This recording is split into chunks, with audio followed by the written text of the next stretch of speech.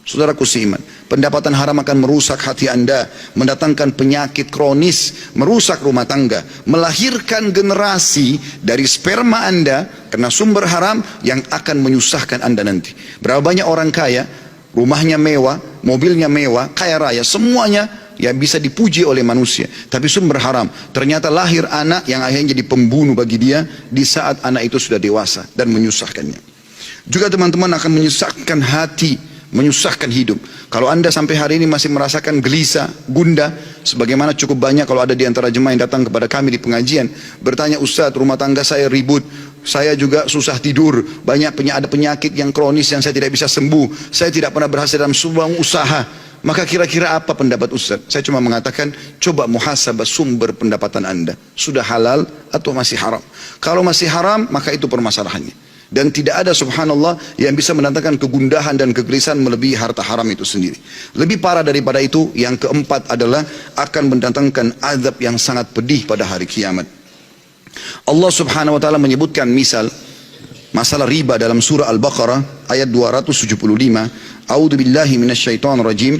Alladzina ya'kuluna riba la yaqumuna illa kama yaqumu alladzi yatakhabbathu asyaitanu minan mas. Dzalika bi annahum qalu innamal bay'u mithlu riba wa ahallallahu al-bay'a harrama ar-riba. Faman ja'ahu mau'izatun min rabbi fantaha falahu ma salafa amru ila Allah. Wa man ada faulaika ashabun nari hum fiha khalidun.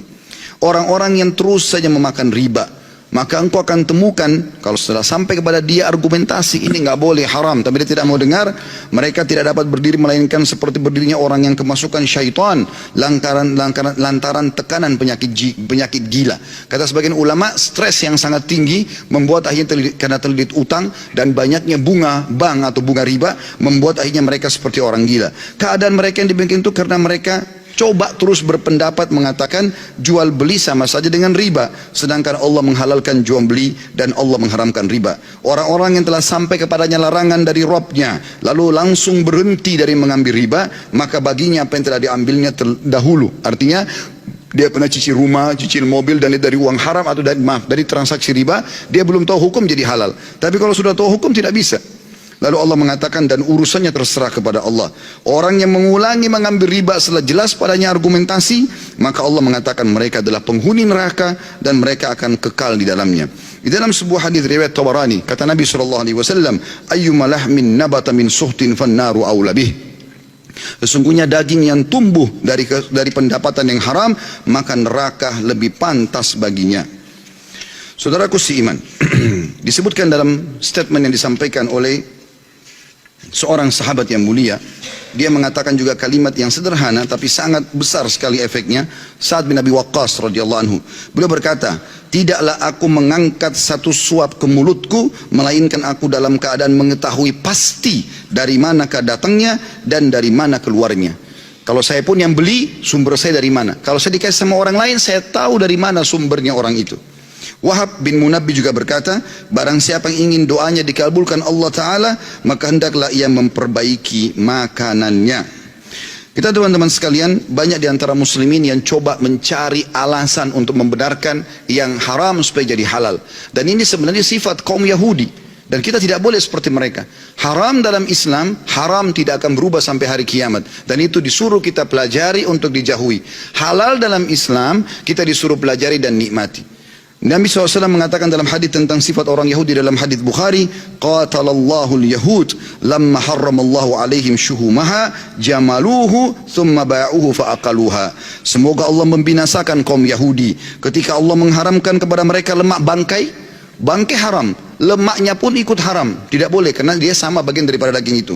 Lalu mereka menyiasatinya dengan cara mereka menarik, mengeluarkan lemak itu, kemudian mereka mengeringkannya, lalu mereka menjual dan memakan nilainya.